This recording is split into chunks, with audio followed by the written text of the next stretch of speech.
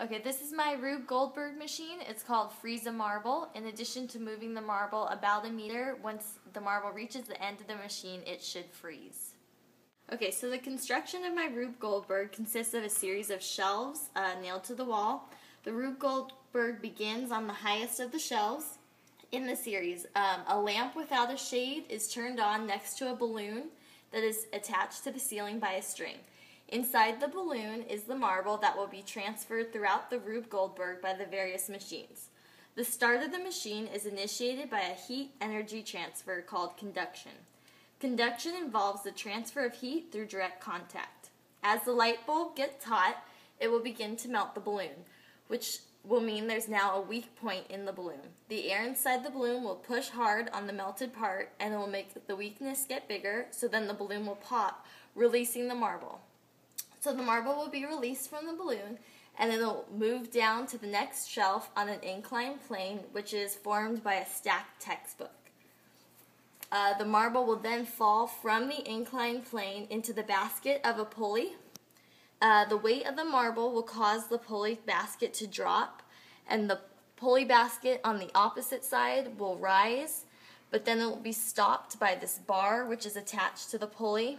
The force of this basket hitting this bar should cause this basket to shake a little, and then that will cause it to tip, and then the marble will continue down another inclined plane, and it should hit this drum, which will then cause our next energy transfer, which is a change in sound energy.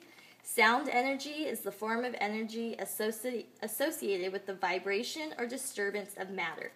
Sound energy is a form of mechanical energy because it is solely related to the pressure its vibrations cause.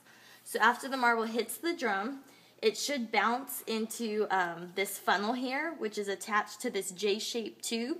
The marble should travel down the tube, gaining momentum, and then it should fly out, and it should land in this next tube, next funnel, which is attached to a screw-shaped tube. So it'll travel down the screw. So the marble's traveling, and then it's going to land in this next tube, which is attached to a lever. The weight of the marble will cause this tube to tilt.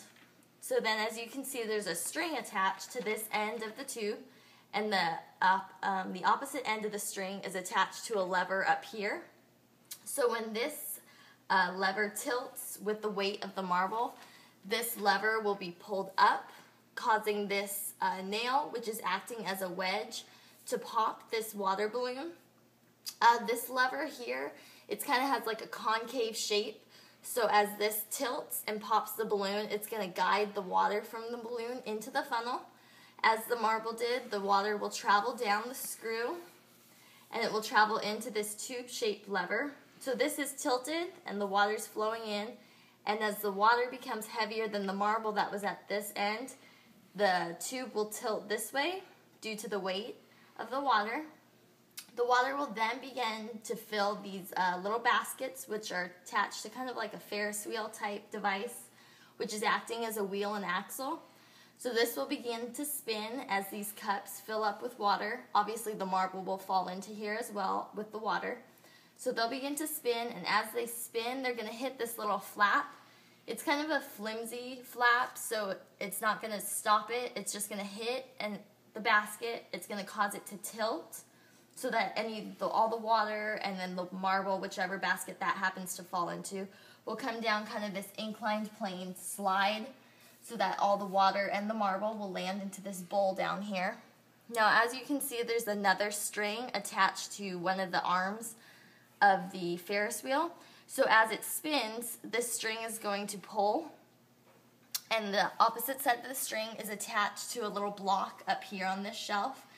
As this string gets pulled, the block is going to come out from under this little cup of dry ice, and you can see the cup is already kind of teetering off the shelf. When this is pulled, the dry ice should fall into this bowl down here, which already has the water and the marble that were caught from the slide and the Ferris wheel. And hopefully it should freeze, and you'll have a frozen marble at the end of the Rube Goldberg. So your frozen marble down here is caused by the mixture of the dry ice and the water. It concludes our final energy transfer, which is freezing. When freezing occurs, molecules go from a state of high energy to a state of low energy, and the change in heat occurs as the heat leaves the liquid and begins to freeze. So you should have a frozen marble, and your Rube Goldberg is complete.